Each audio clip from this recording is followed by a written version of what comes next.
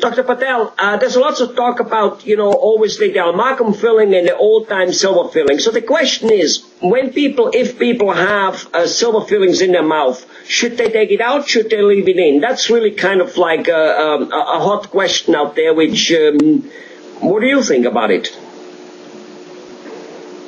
Well, yes, it's a hot question. It's a question which is being debated even in ADA meetings and everywhere, and ADA has not 100% recommended us to take out all the silver filling from the patient's mouth.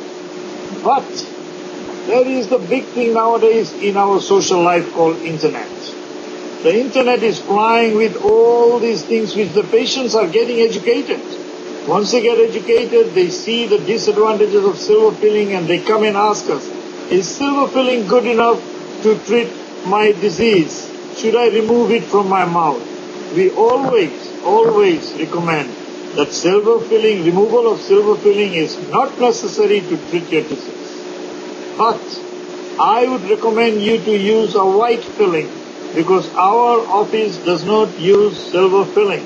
When there is so much controversy going about a material being used in the patient's mouth, why should I be using it and jeopardize my patient's life? Though it is not proved, but we do believe in that we should not be using it. So our office since last 10 years has been using only white fillings. White fillings nowadays are much more stronger, as strong as the silver filling. So why not use the silver filling?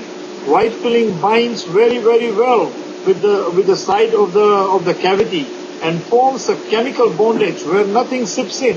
Whereas the silver filling itself, it shrinks after a while.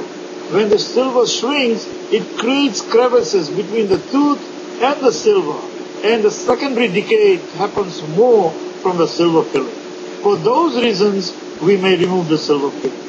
A silver filling, when we see under the intraoral camera, we see internal cracks in the silver filling. We see big cracks, crevices in the silver filling. That is why we recommend to change the silver filling. Otherwise, just for disease sake, when somebody comes, I've got MS or I've got this disease and I want to remove this, I want to holistically remove it, we don't habitually remove those type of fillings. We educate our patients, I would remove it for this reason.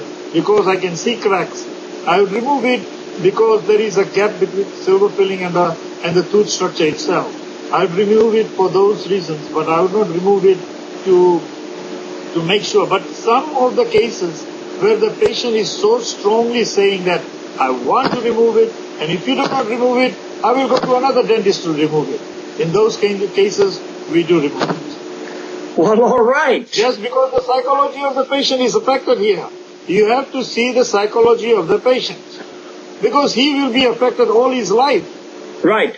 If I don't remove it, the next door dentist would remove it anyway. But we try and educate them not to remove it first. Got it. I can see you're not wishy-washy about this question. You know what it is. Yes, thank you. Dr. Patel. I'm sure that the people... Thank you, Alvin. Thank you. People listening to this video will now have a very clear opinion. There was nothing uncertain about your answers. Thank you.